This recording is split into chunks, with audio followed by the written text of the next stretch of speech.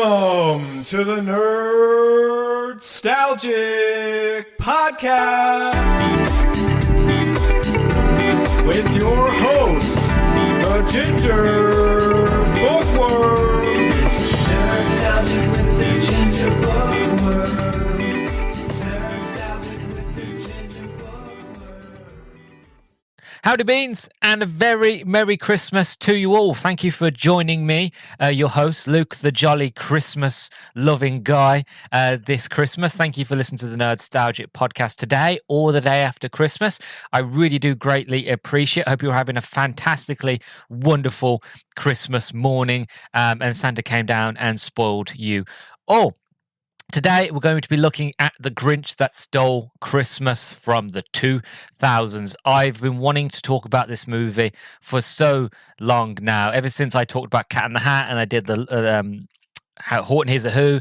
I love Dr Seuss, so I was really excited for it. Like, I knew I had to talk about The Grinch eventually, and I thought, you know what, this year I'm going to do it. But before I get into all that, I'm going to do a bit of house Christmas keeping because I like to keep my house nice and clean over the holidays. So make sure that you follow me on X at Nerdstalgic_pod. If you listen to this on YouTube, don't forget to like, comment, and subscribe. And finally, if you listen to this on Spotify, on your mobile phone, don't forget to give me a follow and don't forget to give the podcast a 5-star rating. If you do all things for me right at the beginning, I will be eternally grateful, and it'll be a nice little Christmas present to me from you. So I'll greatly appreciate it. So yes, as I said, we're going to be talking about How the Grinch Stole Christmas today. The Jim Carrey one, not the animated one that came out a couple of years ago, and not the original classic, even though I do enjoy the original classic. We're talking about the live-action Dr Seuss movie. I am so excited. Oh, I just love Christmas. I can't wait. So, talk about the plot summary. So, where are we? Right, in this live-action adaptation of the beloved children's tale by Dr. Seuss, the reclusive Green Grinch decides to ruin Christmas for the cheery citizens of Whoville. Reluctantly joined by his hapless dog Max, the Grinch comes down from his mountaintop home and sneaks into town to swipe everything Christmas-related from the Whos. However, the bitter Grump finds a hitch in his plan when he encounters the endearing Cindy Lou Who. So that is the synopsis for The Grinch. I have so many memories of this movie. I just absolutely love and adore it. It came at the perfect moment. I think I was born in 98, so I was about 2-3 years old when this movie came out. And I was at the perfect age. It was just exactly what you wanted in a Christmas movie. You know, it's just so incredible. And growing up and reading a lot of Dr. Seuss novels, obviously not at the time. At the time I was too young, but then to grow up later watching this and seeing what else Dr. Seuss created, I think this is kind of the foundation of what got me into Dr. Seuss, what got me into his writings and got me into his world, really, and why I just fell in love with it, because it was so different, it was so unique, and it still is. Like, there's nothing that really rivals Dr. Seuss, in my opinion, in children's literature. It was just magical. It was so deep, but also so thin in terms of, like, you could read it as a child and just enjoy it for what it is. But if you'd actually looked into it deeper, you'd actually see the deeper meanings, and it would teach you without realizing you're being taught. And it was just so clever. And this movie as well, it's so clever and imaginative. It is one of my sort of top 10 favorite Christmas films. I do enjoy it. Jim Carrey's incredible in it. The whole cast, the set design, the production, everything about this movie is just on another level. And because they smartly added in tons of practical effects with the addedness of CGI and things like that, it just adds to the magic. And it's just one of their movies that just stands the test of time. Like, don't get me wrong, there are still a few things in the background that, you know, you can tell the CG is a bit balked now compared to what we get today. But you can still overly enjoy it. You can really quickly immerse yourself into this world, and it's the reason why it's shown every Christmas and why people love it and people introduce it to their younger children every Christmas, is because it just stands the test of time. It is like one of the ultimate Christmas movies, which is kind of funny because, again, the whole point of The Grinch is he hates Christmas. He hates it. You know, he would hate himself being commercialized like this in terms of his face everywhere and being celebrated Christmas. But again, by the end of the story, he learns to love Christmas and everything that comes with it. So I guess it is what it is. But I just have such fond memories about the Grinch, and as you can tell from my voice, I'm just so excited and full of joy that I'm getting tongue-tied, and I'm having to try my best to calm myself down so I can get through this review. One thing I did want to mention, and I wanted to mention because it's silly, and I find it very silly. But I wanted to mention it because it's silly funny at the end of that. I laugh at myself for it. When I was younger, when I first watched this movie, The Grinch used to terrify me. And it was only just one moment of this film that really scared me. It's the moment when the Grinch is in the post office. He's, jury, blackmail, pink slip, eviction notice, jury duty. He's thrown up the different letters, and then Cindy Lou, she comes in and like he's up against the wall. Spider-Man stole him and Max. Max sneezes, he says suicide. He jumps down. She goes, "You're the go," and he looks and goes, "The Grinch." And I don't know why. It's just that moment was just terrifying to me. It used to scare the crap out of me when I was younger. I even went as far as having nightmares. I literally would have nightmares where I would be in some weird, wonderful Dr. Seussian place in my dream, and then the Grinch would be chasing me, or he would just peek around corners and scare me, then run off. Again, it's silly because it's a Christmas movie. It's not meant to be scary, but when I was younger, it was one of them sort of things that just terrified me. Obviously, as I've gotten older, I got over it, and I actually quite enjoy that scene now. I think it's rather charming to the character of the Grinch. It's creepy but funny, but yeah, I just wanted to mention that because again, it is stupid to me, but it is one of my oldest memories of the Grinch, really, of just being scared of him for so long, and then growing up one day and being like, "This isn't scary. It's actually pretty good, to be honest." So, yeah, it was just that one part. I could watch the whole movie. It was just that one part, and when he looks and goes "Wrongo," and he was like, "Ugh," you know what I mean? It was so well done, but also very terrifying to me as a young being. Anyway, so moving on to the cast. So obviously we have Jim Carrey as the Grinch. This is one of his best performances, and I don't think anybody can disagree with me there. Jim Carrey here is just bar none his best performance. Taylor Momsen, who plays Cindy Lou Who. You've got Kelly the dog, who plays Max. Jeffrey Tambor, who is Mayhew. I love the names here, by the way, of all the different Who's. They're great. So we've got Christine Belaski as Martha May Hoover. You've got Bill Irwin as Lulu Who. You've got Molly Shannon as Betty Lou Who. Clint Howard as Hubris. Josh Ryan Evans, who played the 8-year-old Grinch. Mindy Sterling as Cornella. Rachel Winfrey as Rose. Rance Howard as Elderly Timekeeper. Jeremy Howard as Drew Lou Who. TJ Time as Stu Lou Who.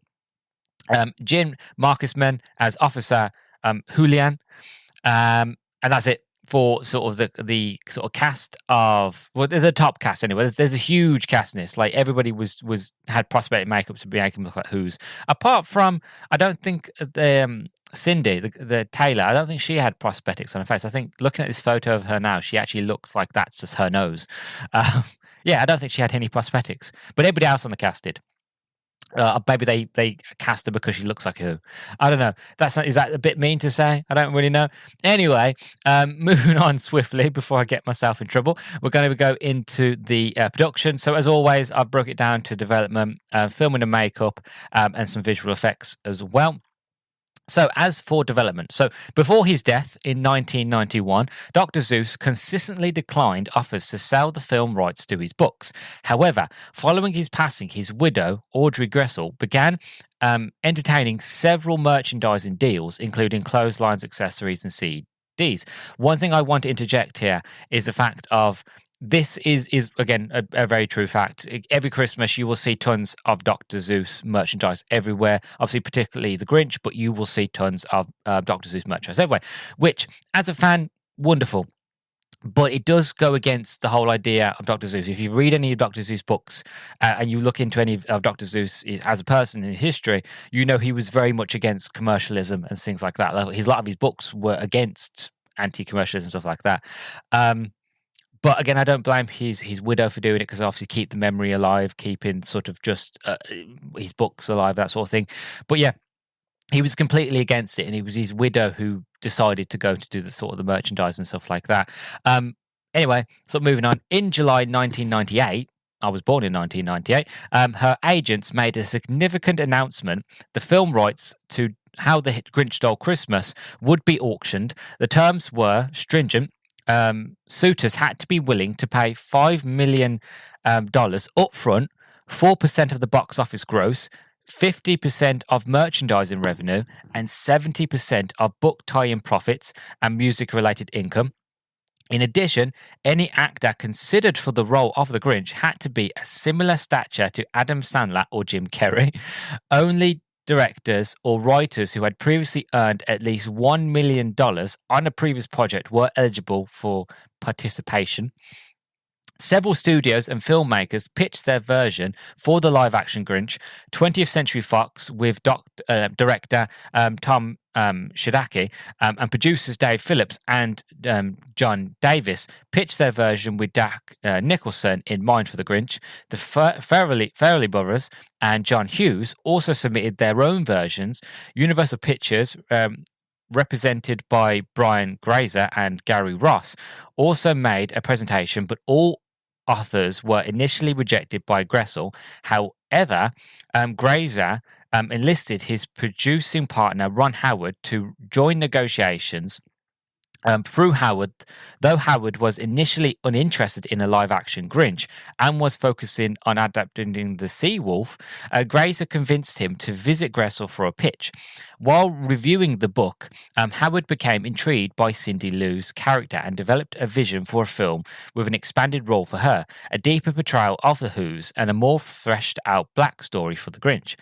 In September 1998, Howard officially signed on to direct and co-produce the film, with Jim Carrey cast as the Grinch. It was later revealed that Universal Pictures paid $9 million for the rights to How the Grinch Stole Christmas and Oh, the Places You'll Go.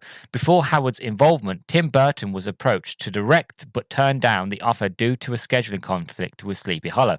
Don't get me wrong, I love this movie. I think Ron Howard did an absolutely fantastic, incredible job with this film.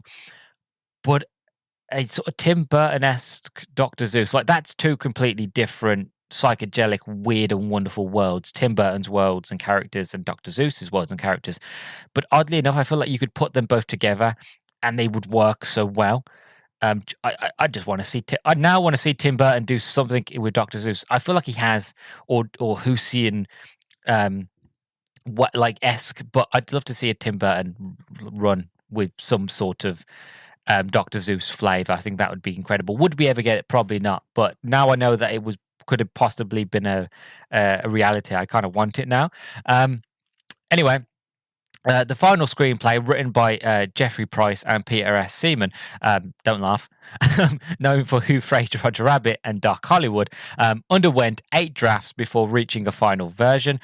Audrey Gressel had significant control over the script, vetoing several jokes she found inappropriate, which is kind of funny considering if you watch this movie, there's a lot of adult jokes in this, and where was she for Cat in the Hat? Including one about a family called the Who Stains. Sorry, I'm a big child who lacked a Christmas tree and presents. Additionally, she rejected the inclusion of a stuffed trophy of the Cat in the Hat on the Grinch's wall. Yeah, okay, I get that one. That's fair. Alec Berg, David Mandel, and Jeff Schaefer, writers from Seinfeld, contributed to an uncredited rewrite. As for filming and makeup, so this is the real sort of beefy part of the whole production. So printer photography for the How the Grinch Stole Christmas took place from September 1999 to January 2000. Audrey Gressel, Dr. Seuss's widow, visited the set in October 1999. The majority of the Whoville set was constructed on the Universal Studios backlot, located behind the iconic Bates Motel set from Psycho, not from 1960. Rick Baker, the renowned makeup artist who's responsible for designing and creating the prosthetic makeup for Jim Carrey and the rest of the cast. After several tests, Carrey was impressed by a photo of Baker's first makeup test, leading to the decision to use Baker's initial design. The Grinch costume was made of yak hair dyed green and sewn onto a spandex suit. The makeup application process for Carrey took up to 2.5 hours each day. And Carrey often compared wearing the costume to being buried alive. In his frustration, he once kicked a hole in the wall of his trailer. Kazuhiro, Carrey's makeup artist, recalled that Carrey was initially difficult to work with on set, often being irritable and disappearing during shoots. This led to significant production delays, and with only 3 days' worth of footage being completed after 2 weeks of filming, Hero eventually left the production, but after discussions with Ron Howard and Baker, Carrey agreed to control his temper, and Hero returned to the set. To help Carrey cope with the grueling makeup process, producer Brian Grazer hired a consultant to train him in the methods for enduring torture. Yeah, I think it was the Jim Norton show. Or something like that, or Graham Norton show, sorry. I should know that, I'm English. The Graham Norton show here in the UK, Jim Carrey once, he was on the show and he basically said that they got somebody from the CIA to come in and teach him torture techniques, which I think is incredibly, it's an incredible idea and actual thing to do with like, look, it's that bad, I need you to teach you how to withstand torture. And also, one thing I wanted to add in here is the fact of, I think Jim Carrey was also shooting Man on the Moon, the Andy Kaufman movie, around this time or maybe before it. And he's gone on record himself, Jim Carrey. I think there was a documentary about the making of the movie, or sort of Andy Kaufman. I can't really remember, but there was a documentary about it, and I am almost 90% sure that Jim Carrey made the comment basically saying after he made that movie, it changed him as a person, like completely. Like he says that he literally took on and Andy Kaufman's sort of spirit, that he just imbued him so much that he became him, and it kind of left a real sort of mark and effect on him. And again, I don't know if it correlates the same if they made this film before or after or during the Grinch. I'm not really sure. I'd have to look it up. Actually, you know what? Let's do it quickly now. Man on the Moon. That was from 1999. So obviously they would have shot it in 98. It came out in 99.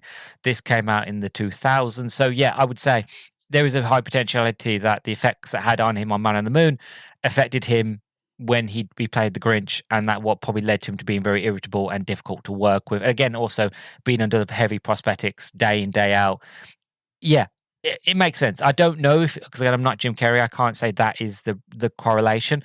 But looking how close the time frames are, and when he played Andy Kaufman and then when he played the Grinch, you could say yes, it did have an effect. But again, that's just me speculating. I don't know. I'm not saying it is or it isn't, because again, I'm not Jim Carrey. I don't know. But the evidence stacks up, and it's always been on my mind in the back of my head of potentially that is as to why, of all the things I've heard about the production of this movie. I just wanted to add it in there because again, I just found it interesting. Anyway, carrying on. So Josh Ryan Evans, who portrays the 8-year-old Grinch, wore the same type of makeup and bodysuit as Carrey. Over the course of filming, Carrey spent 92 days in Grinch makeup and eventually became more comfortable with the process. Most of the makeup appliances used for the actors were connected to their upper lip, along with prosthetic noses, ears, dentures, and wigs. To keep Carrey's spirit up during production, Howard once donned a Grinch suit himself, and on another occasion, he invited actor Don Knotts to the set, knowing Jim Carrey was a fan of Knotts' work. Carrey also wore uncomfortable yellow contact lenses for his portrayal of the Grinch, but due to the discomfort, many scenes required post-production digital alterations to colour his eyes. During one scene where the Grinch is directing his dog Max, Carrey improvised by mimicking Howard's directing style. Howard found the impression hilarious and decided to include the moment in the final cut of the film. So that is everything that I've covered for the production. Obviously, I've got the DVD somewhere around here, and of course, I'm a big nerd, so I love the behind-the-scenes stuff. And there's a huge documentary on the actual DVD, because they're like, not to get into it, not to go in the big TED talk, but don't just miss it. Like, you didn't have to buy a special edition of a DVD. You could just buy the standard like theater version of the DVD, and then you'd get all the special features. But now you have to get like the Blu-ray version of it, and blah blah blah. But I've still got my original DVD of the Grinch, and there was a documentary on there about how they made the Grinch, and it goes into a bit more detail about sort of the sort of process. But one thing that I loved was the fact of, and the reason why this movie stands the test of time, and I'm going to obviously I'll talk about it when we get to the review, is the simple fact of everybody was in prosthetic makeups. Everybody had the Who look. Everybody on set, apart from I think Cindy Lou Who and obviously Max the dog, but everybody was in costume, and with the set design and everything that went into it, you just instantly, like at a young age, you believe that this was real. And to me, this is what I point at for storytelling and cinema. This is what cinema is. This is what movies can be if a lot of love and attention to the source material and to what you're creating goes into it. Is that you can make something very wonderful and magical by putting in the love. And there is a lot of love here. And yeah, it might have been difficult for a lot of the actors to put the prosthetics on, but to go that one step and to all have the noses and the ears and the eyes and the face, and it just adds to the magic of it.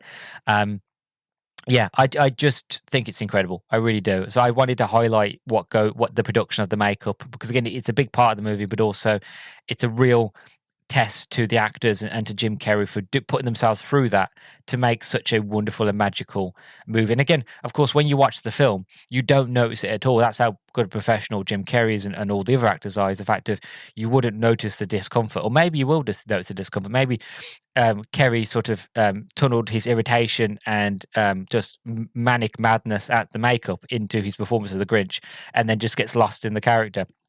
Who knows? But that is all I have to say for the introduction.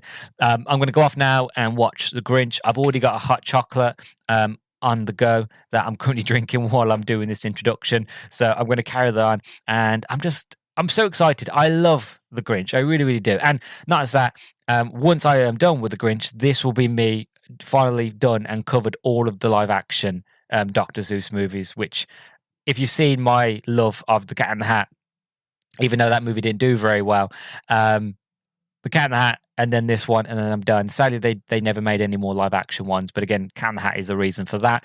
But we ain't getting into Cat in the Hat today, even though I love that movie. We ain't getting into it. But I'm just really, really excited because I love the two live action Dr. Seuss movies, and I really love The Grinch, and I'm going to stop talking now because I'll be here for ages, but I just love and adore this movie. So I'm going to go off now and watch it, and I'll see you all after this little jingle.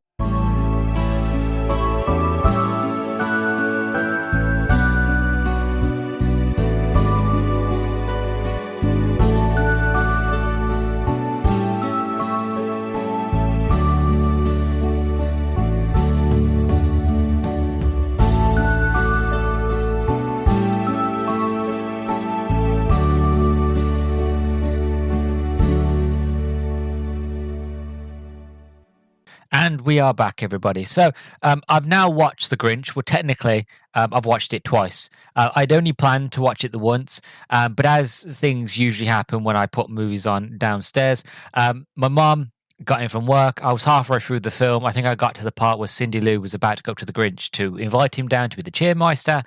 My mom's coming from work. She's like, "Oh, I love this movie. Can we put it on from the beginning?" And I'm like, "Well, I'm kind of watching it for something." She goes, "Well, come on, please. I haven't seen it in ages."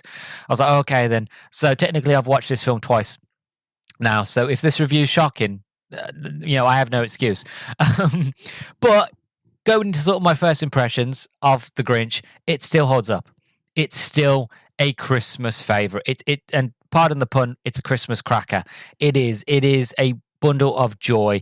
It's well crafted, it's well imagined, it is so festive and wonderful, which I know is ironic considering the Grinch is very anti-festive, very anti-Christmas, but it is still a classic, and it will always be a classic in my mind. The Grinch, the story of the Grinch that Dr. Seuss originally told, lasted so long because of the source material, because of what it is, because of what it represents.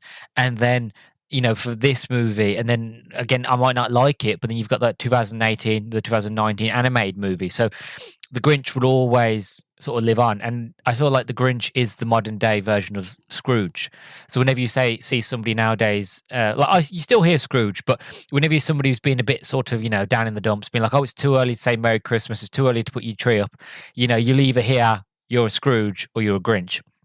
And it's just synonymous now in the sort of culture of if you are somebody who is very sort of anti-Christmas, anti sort of festivities, you are labelled a Scrooge or a Grinch, and that's just how embedded it is in our culture.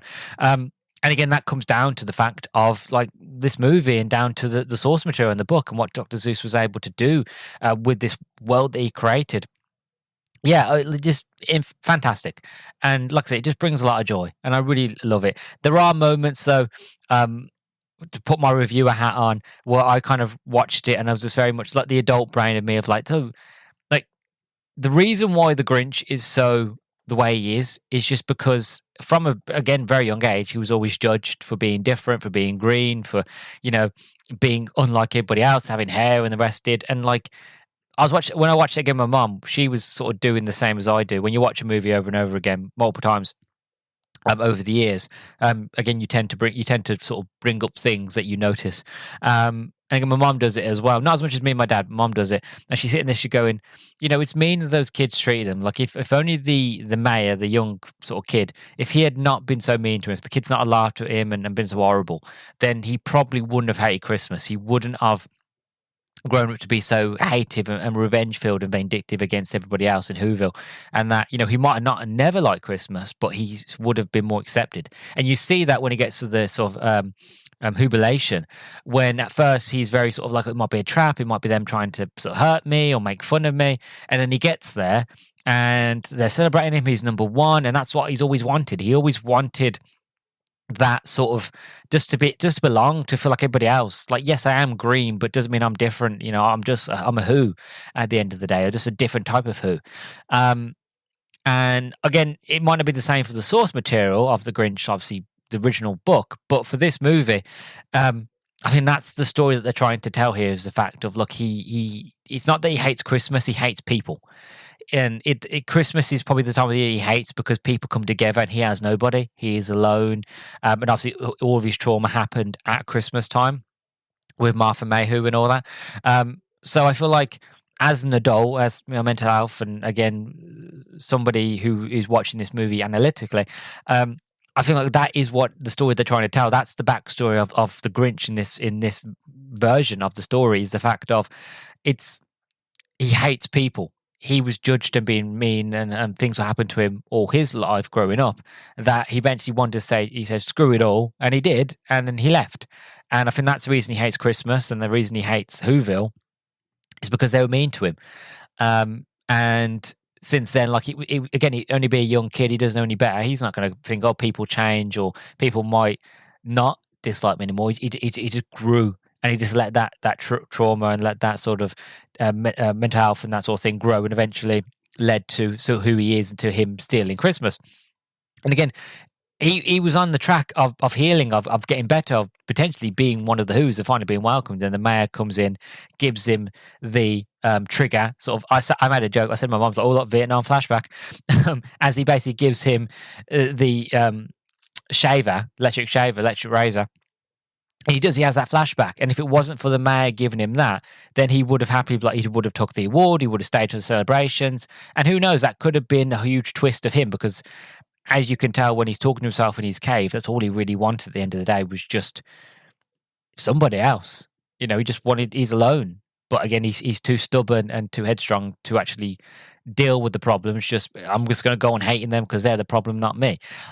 Again, maybe that's me getting too deep into the mental health and that sort of side of it. But that's what it felt like as I was watching it again, with the adult brain, with all the lessons I've learned through life and things like that. Like, that is the story that they're trying to tell here, is the fact of the Grinch just felt left out, and he just wanted to belong, but because he's green and because he's different, he never felt like he could, which is very sad, very, very sad. But again, that just adds to who the character is and who they become, and then what they end up doing. And again, at the end of the movie, well, we all know the Grinch. At the end of the movie, he saves Christmas and all that jazz. But I just loved going back into this film and just noticing these moments, noting these things of, like, it's telling the backstory of the Grinch, and it's telling sort of Cindy Lou's sort of story, and how that she just wants people to be together for Christmas, and she feels like the one person who doesn't feel cheer. Like, she realizes, and I know I'm still in the first impression, I'm not even to the story bit yet, but she realizes that, and again, this is just really well done storytelling.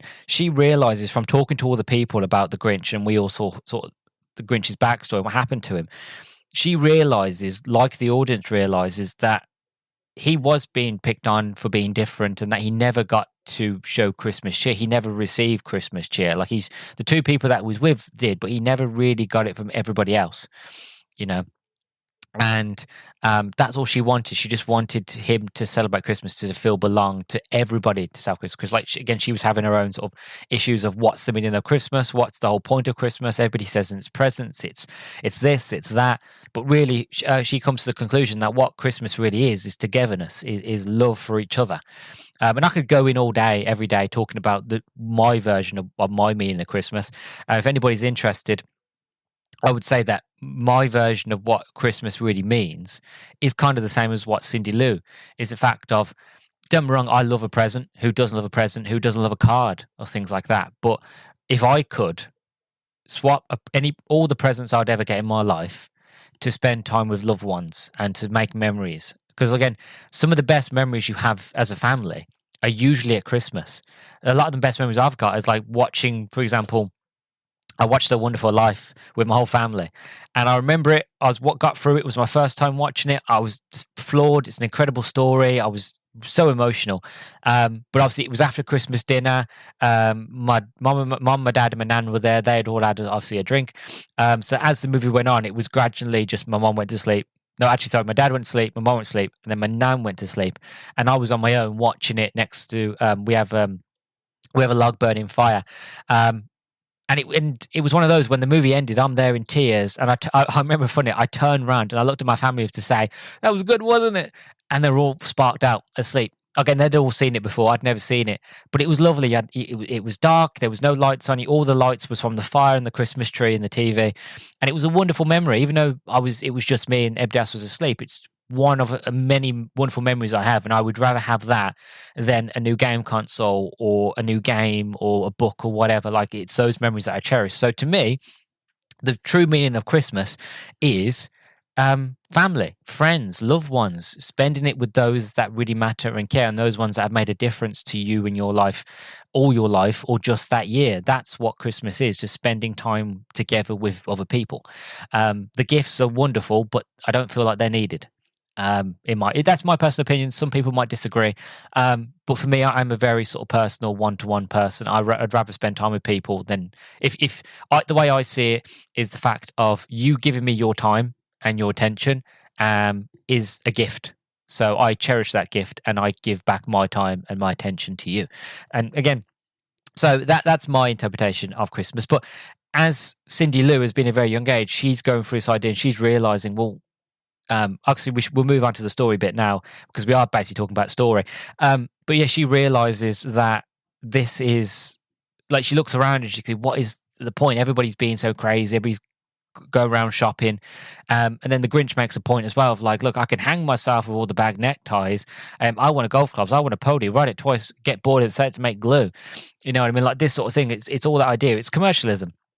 And which adds into the fact of Dr. Seuss. If you've read any of Dr. Seuss's books, and as I made a point of it in the beginning, in the introduction, was the fact of Dr. Seuss. His whole point, a lot of these stories, was anti-corporate, anti-big business, anti-commercialism, anti-wars, things like this.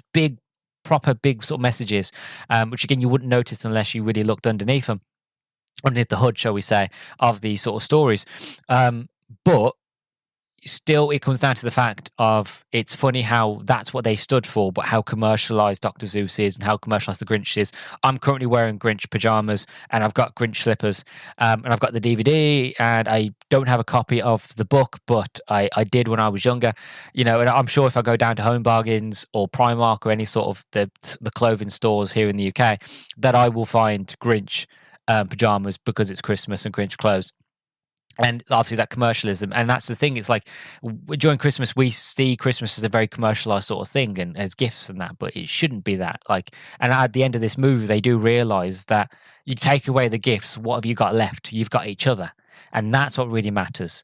And when obviously Lou Who stands up for his daughter, and he goes, look, I don't care that he got rid of his presents. I'm actually glad he stole the presents, because at the end of the day, it means that we as a family can now cherish, cannot be blinded by the gifts. We can be actually embrace each other and each other's kindness and love and that sort of thing. And it's absolutely beautiful message. And the whole story, the Nightmare Before Christmas, the Grinch Stole Christmas story, the original story, is wonderful and very beautiful. Again, it's short, but it's a very loving sort of story, and it's the same here. with this story. Probably a little bit more fleshed out here than the original story, but even so, still very wonderful, still very lovely. And I enjoy the characters, and I feel like that is why I love this movie so much. Not just because it's Dr. Seuss, not just because it's the Grinch. It's because it is a perfect Christmas movie. It's very warming. It's very much, you get somebody who is a Grinchy sort of person, and for good reason, as we explained. And they slowly start to realise the true meaning of Christmas, which is togetherness. And it's very lovely. It's a very wonderful story. And again, it is a movie that you can watch without realising that. When I was younger, I never realised it. It was literally just about the Grinch, the mean old Grinch, stealing Christmas. And at the very end, you know, his heart grows two sizes. He cares about Cindy Lou. He doesn't want her to get hurt, so he saves her, and then he saves the day. And in that respect, it's still a lovely story. But obviously, if you dig deeper and you actually see the way people talk about him and the way he's treated, and only really Martha May, she's the only one who actually talks with him lightly in a very positive light. And again, he's two mothers do as well. He's two moms. His two stepmoms, they talk about him in light. They accepted him for who he is straight away. But apart from them, like, you don't really see anybody talk about him in a positive light. And you can see now why the Grinch is the way he is. I do apologise. I went really deep there. But yeah, it was one of these things as I was going through and I was writing down notes, and I was just going through it of like, this is why the Grinch is the way he is. Not because he hates Christmas, it's because he hates people. And that's it. He just hates the Whovilles for the way they treated him. It just happened to be at Christmas when his trauma originally sort of spurted, where it kind of grew, it flowered. And that's just why he's got that thing of like all the other holidays. I'm sure he hates other holidays as well, but it's just Christmas time, which way it really comes to him. He's like, you know what? Hate these Who's. I can't stand them. And, you know, you get it. You do get it when you watch the movie. So that's sort of the story. A few other extra things as well that I wanted to mention. I've got a few thoughts. Again, these are like, I should just call them mine and my dad's thoughts, because these are thoughts that me and my dad come up with whenever we are watching movies. It happens all the time. So thought number one is that, so it's basically told when Cindy Lou goes to the two old women to tell the story of the Grinch. It says that all the babies come down in like little baskets, and it's really, really nice, really cute. And they come down, and then you got the Grinch coming down. There's another baby, and I've always thought of this of like, was the Grinch actually meant to go down to Whoville? Or is there like another like village or town where everybody's green, all Grinch-like people, right? And he was meant to go that way, but instead the wind blew, hit the Grinch, and one of the Whoville kids who was meant to go down Whoville ends up going off course and is with the Grinch people. And I'd love to see that story where you've just got one Whovian, and you've got all the rest of Grinches that are green and weird and gross, and he's like the odd one out. Like, I'd like to see that story where like they all hate Christmas, but he tries to save Christmas, like a very sort of turn on it, where it's like, let's do Christmas, and I look at him like, oh, Christmas, why? You know, I always found that funny.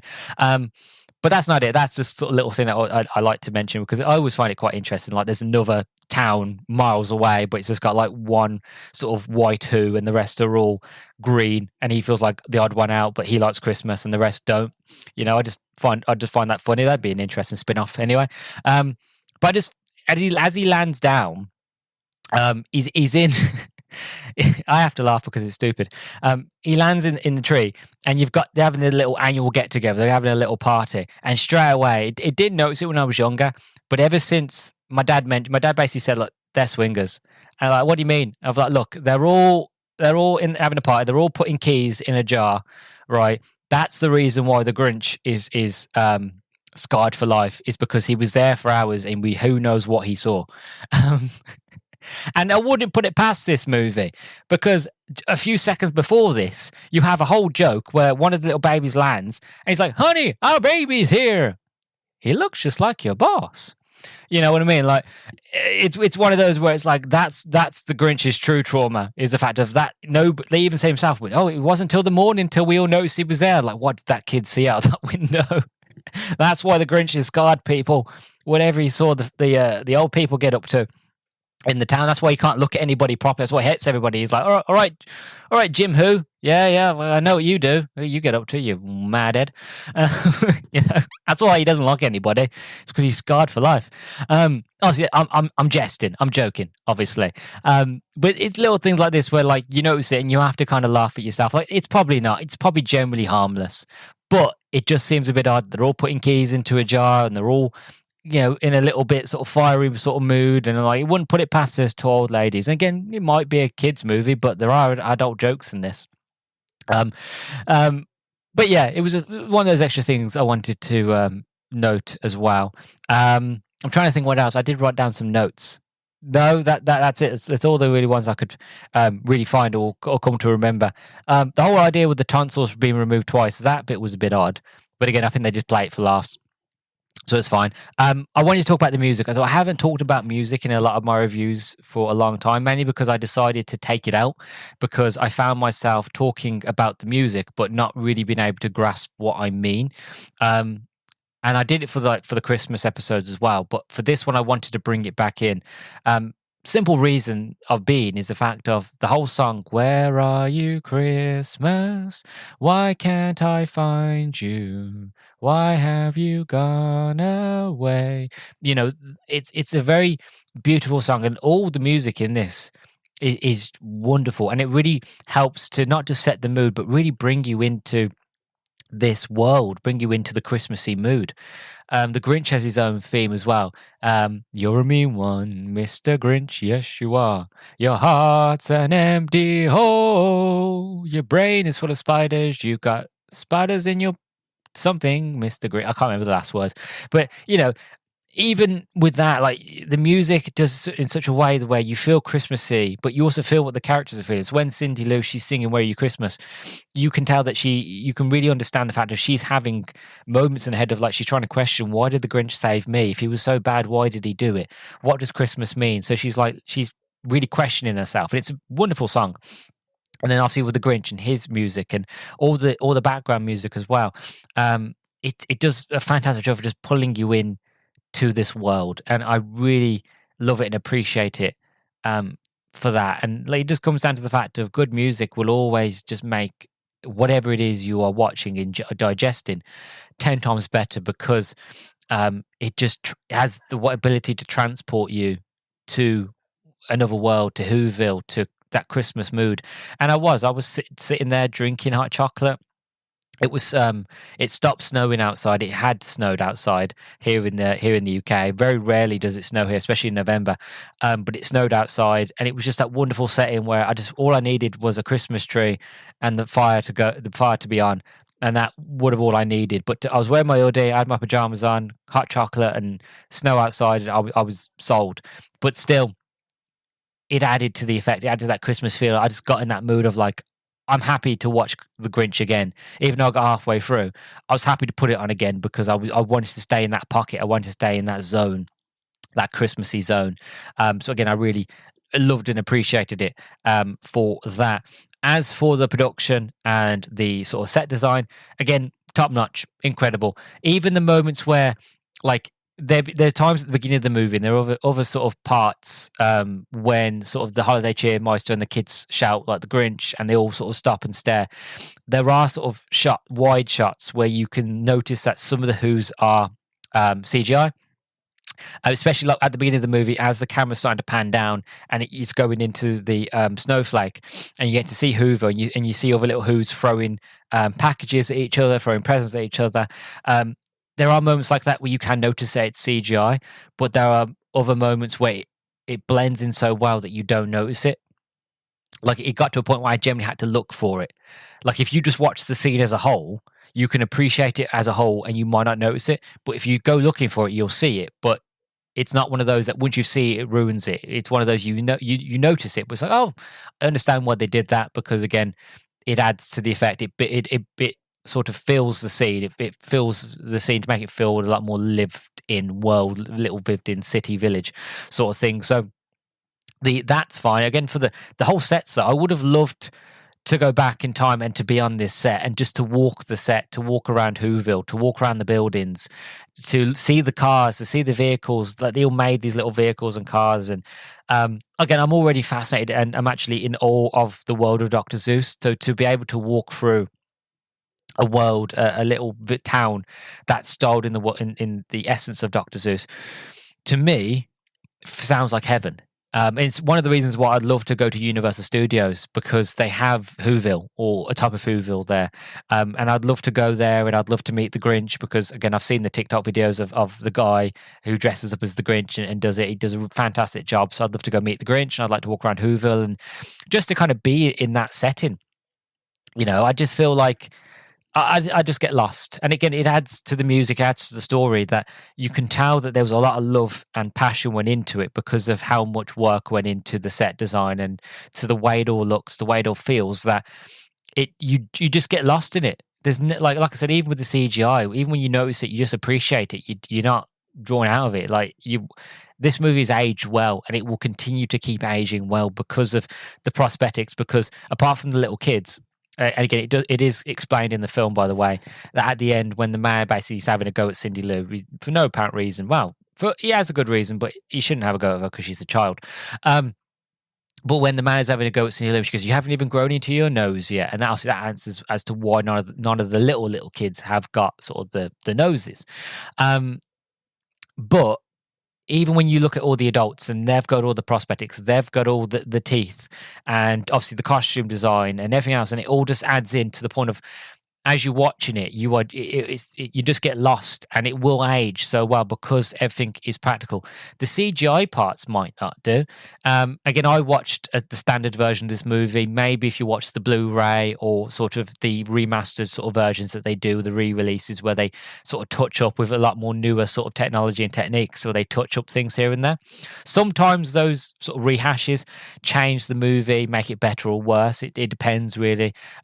I've seen some where it makes it better, and I've seen some where it just completely ruins it. Kind of like, I know it's a very different movie, but if you ever watch Blair Witch, the original version of that is great, but I've seen modern upscaling versions of it, and it looks too good and too crisp.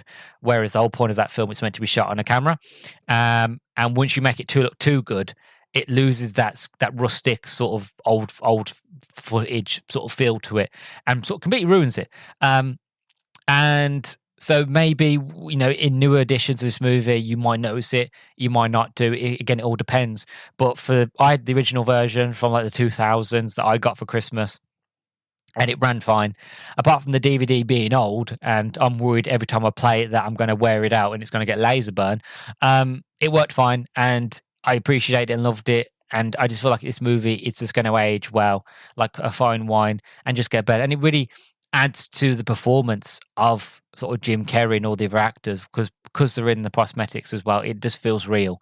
It looks that good. It's that screen worthy, all of it, from the Grinch all the way down to the smallest Who. It's that screen worthy that you just in awe constantly.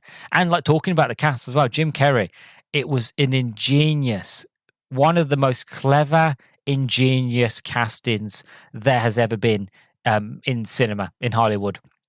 The idea of getting somebody who is known for having an elastic face, because Jim Carrey, if you've seen a lot of his early stand-up with Jim, you will know that he can just contort his face so seamlessly to go from being Jim Carrey to Jack Nicholson to being Jim Carrey to Clint Eastwood so easily. And that's why everybody loves Jim Carrey, not because of his manic, crazy behavior, but just because he's so good at morphing his face into his characters. And again, he can do a lot of big, crazy things with his face. And again, he's very known as the man with the elastic face. So to get somebody like him, with his acting talent, with his acting chops, with his sort of, because he's a fantastic actor. He's more than a comedic actor. If you've seen him in either movie that wasn't comedic, you know that he's a good actor. But you take a man like that and to put him into the role of the Grinch was incredible. I think I saw special features on the DVD where I think it was Ron Howard was talking about the idea that they took Jim's face, and Jim could already move his sort of like, when he smiles, he can already go quite sort of high with his cheeks. So he's got a very jokerish sort of pointery sort of smile. And because he can do that sort of thing with his face just naturally, that when it came to doing sort of the touch-ups and the visual things to make his, like, the Grinch's smile a bit wider, for, like, especially at the beginning of the movie, when he turns around, he faces the camera. Because of that, they didn't have to do much work. So it saved them time so they could focus on other things. And again, just wonderful. Absolutely just wonderful. And it just goes to show that hiring somebody like Jim Carrey to do the role is fantastic. Like I mentioned, there is a potentiality that his performance with Man on the Moon and playing Andy Kaufman did potentially affect him. He did say himself he feels like it has done. So again, hindsight being what it is, could have gone into reason why he was so difficult to work with, but it isn't show. You can't see that on the screen. On the screen, he is Jim Carrey. He is sort of the Grinch. And I won't really go into sort of Jim Carrey as a person. I'm a big fan of him, and I haven't got a chance of reading his book, but from the way he's gone now in his role in his life now, he's gone very spiritual and things like that. Again, he's a big inspiration for me in terms of spirituality and mindfulness and just things like that. I won't go into it, but I really sort of connect to that man a lot, and I did from a younger age. Like from a younger age, watching him, he really left sort of an impression on me. It was Jim Carrey, Robin Williams, Lee Evans, who is, if you don't know who Lee Evans is, he's a British comedic. He was comic. He was a comedian, but he also did a bit of acting as well with Jackie Chan and things like that. It was in Something About Mary, if you might recognize him or not. Basically, it was those three people. Oh, like Nicolas Cage as well, but it was mostly just the first three, like Lee Evans, Jim Carrey, and Robin Williams. From a young age, they had a strong impression on me to want to be young, to be silly, to do impressions, to stay young at heart, to constantly question everything, to wonder, and to have that sort of open childlike mind. The more I grow up, to never lose it. And I took big inspiration from them. I watched every movie that all of them were in. Again, Jim Carrey. I have Ace Ventura 1 and 2. I've got Liar Liar. I've got all of his classics. The Mask. Like so many. And I would love to. I want to talk about more about Jim Carrey movies. I want to look at The Mask and I want to look at Ace Ventura. And maybe next year we'll do it. But yeah, I didn't know for a long time when I was younger that this was Jim Carrey. It wasn't until years later and that I found it was Jim Carrey. And I was just like, wow. Because you do get lost in the character, and you get lost in the prosthetics that if you didn't know, you might not know. And it's just so well done. And like all the cast are really, really good here. All good. Going around to my overall thoughts now, because I can find myself just being excited and sort of repeating myself. But going to the overall thoughts this is just a beautiful, magical Christmas movie. And definitely perfect to watch before Christmas, to watch on Christmas.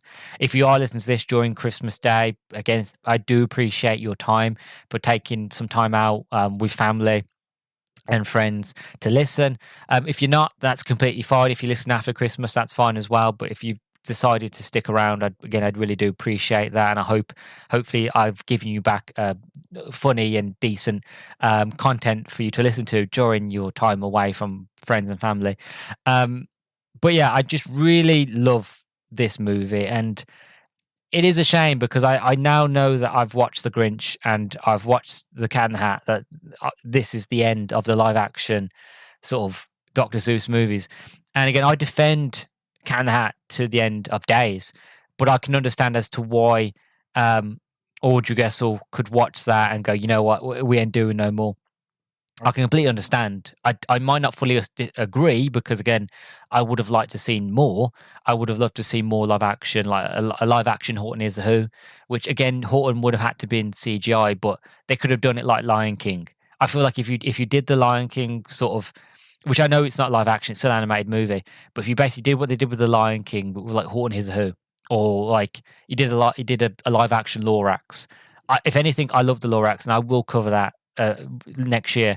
But if you did a live action Lorax, the story of protecting the environment, looking after the trees, that story is needed more nowadays than it was when it first come out. If anything, 10 times more now.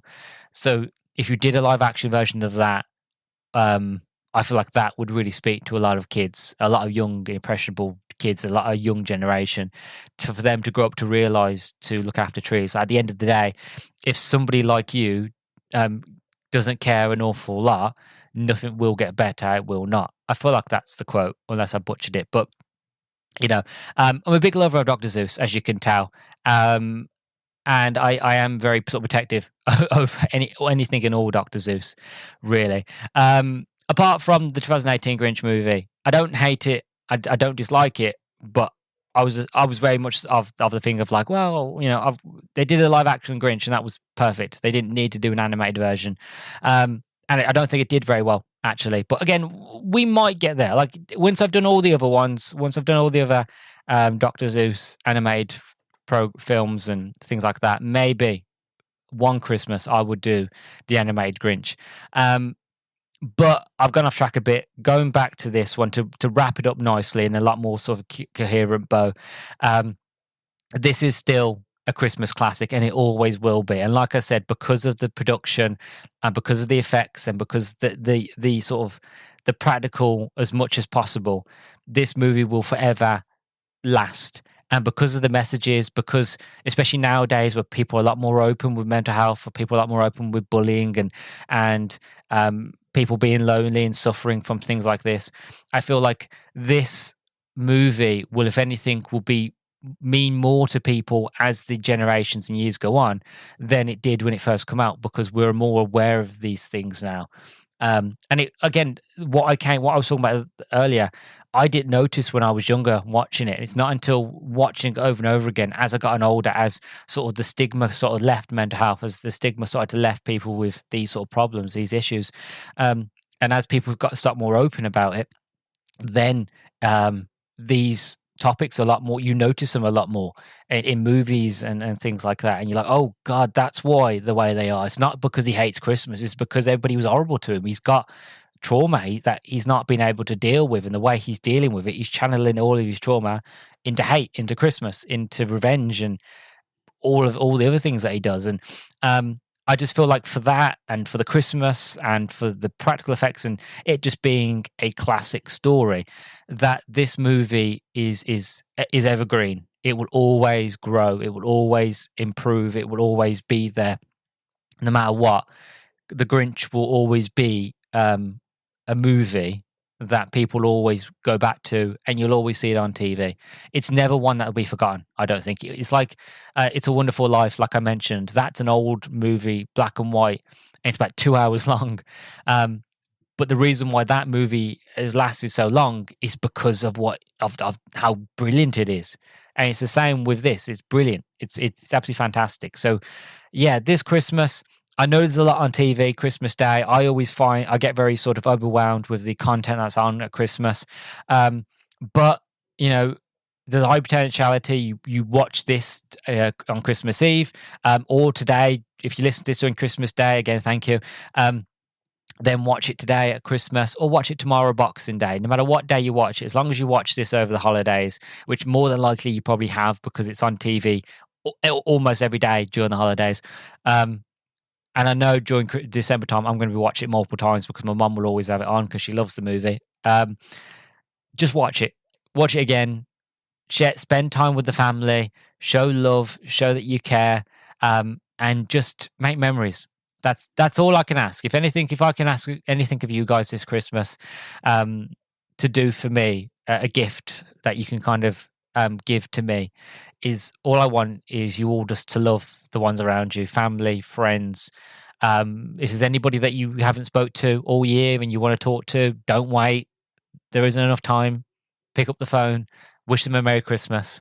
It might not end sort of end the way you hoped, but what I mean by that is, it might not end the way that you might not get anything out of it, but them knowing that you thought of them enough to wish them a Merry Christmas means a lot more than if anything else came out of it. So wish people happy Merry Christmas, be there for them, and just listen and talk. And if you can do all that, and if you can spread love and joy today and for the rest of the year, and till the end of time, or however long that we have on this planet, then yeah, I think we would have done good.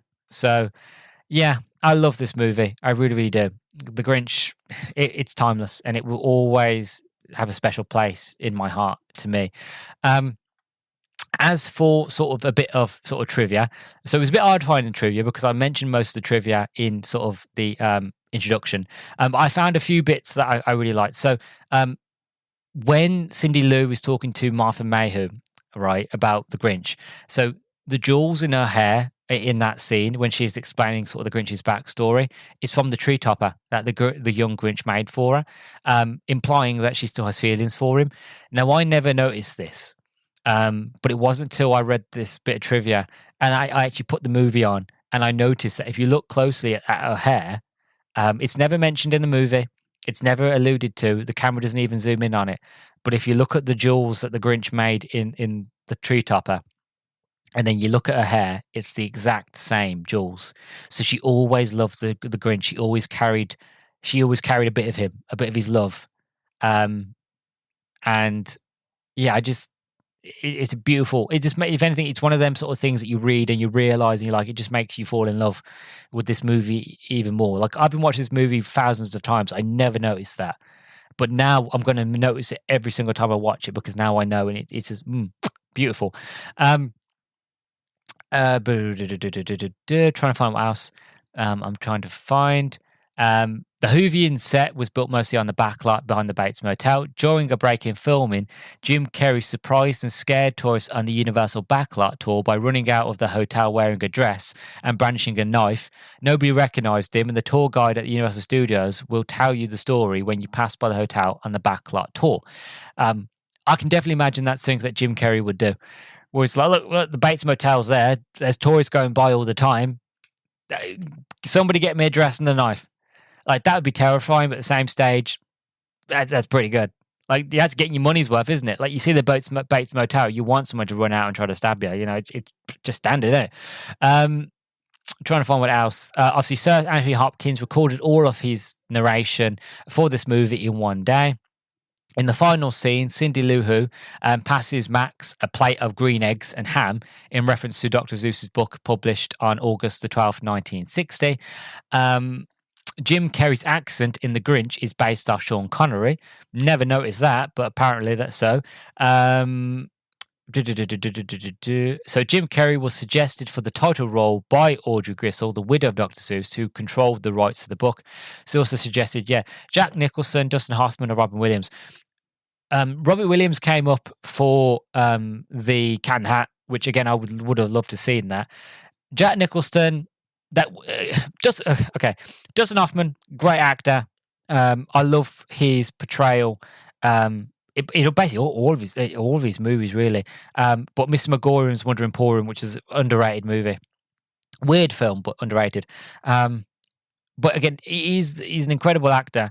I just don't see him as a Grinch. Same with Jack Nicholson, incredible actor. I just don't see it. If they were trying to go for the whole sort of like her, sort of, I don't even know what that noise was, but that sort of that look, that vengeful sort of feeling. Again, I could see where they come from Jack Nicholson. Robin Williams could have done it as well, but I made the same. I think Robin Williams would have been suited best to play Cat in the Hat, is because the Cat in the Hat is very sort of out there, wonderful, very much like the genie, like ha hoo hoo hee ha ha hee ha hoo ha, very sort of Robin Williams sort of side. Where I feel like you needed somebody who could, and obviously Robin Williams could, but I feel like Robin Williams, he would try to make it too funny, whereas I think Jim Carrey did the right balance of comedy, humor, and drama. He had the good balance of those. Robin Williams would have done a good job, but I feel like he would have been more suited to be the Cat in the Hat. Even though we got Michael Myers, I still feel like Robin Williams would have done a fantastic job with that. But I just find it interesting that he came up again. But yeah, Jim Carrey, bar none, the best one. Actors and actresses went to Who school with a photographer, learning how to move and to be comfortable being a Who. Jim Carrey, with no accompaniment nor anything to alter his voice, sang a few verses of the signature song, You're a Mean One, Mr. Grinch, which had the lyrics written by Dr. Seuss himself. The original Grinch was not green. Like everything else in the book, he was black and white with some red and pink splotches, but producer and director Ron Howard wanted this movie to also be an adaptation of the 1966 TV special, which I've actually never watched. I've never watched the original TV animated movie. I've seen it, obviously, bits in like Home Alone and stuff like that in the background, but I've actually never watched the movie from start to finish. So maybe next year we'll look at that version of The Grinch. We'll see. But I am planning on looking at more Dr. Seuss stuff, trust me. And yeah, Jim Carrey accepted the role of the Grinch when he heard a tape of a kid's choir singing the song You're Me One, Mr. Grinch. No movie other than this has featured so many characters in heavy makeup and costumes since The Wizard of Oz from 1939. So that is a bit of trivia for you there. Again, I hope you liked it. I hope you enjoyed it. Thank you for those that joined me during Christmas Day. If you did, again, like I said, I can't appreciate you enough. Thank you. But if you watched the after Christmas, again, I completely understand because by all means, spend time with friends, family, and loved ones. I completely get it. I'm going to be doing the exact same today myself when this goes out. So I'm not going to be paying attention to my phone or looking at if people have listened. So I won't be looking until tomorrow. So it's completely fine. We'll all just pretend like nothing happened. But yeah, thank you very much for listening. Thank you for joining me. Again, I hope you enjoyed it. Please do let me know. If you listen to this on Spotify allow you to do comments now. So again, write down a comment of what you thought. Again, if you listen to this on YouTube, by all means, go down to the comment section and write down your thoughts and feelings there, or you can just tweet me on X. Again, follow me on X at Nerdstalgic_pod. Again, like, comment, and subscribe if you listen to this on YouTube, and as well as leave it a comment. Don't forget to follow and rate the podcast on Spotify with 5 stars. Thank you very, very much. So I have been your host, finally, for the end of Christmas. I'm Luke, the Jolly One. You're listening to the Nerdstalgic podcast, and I will see you very soon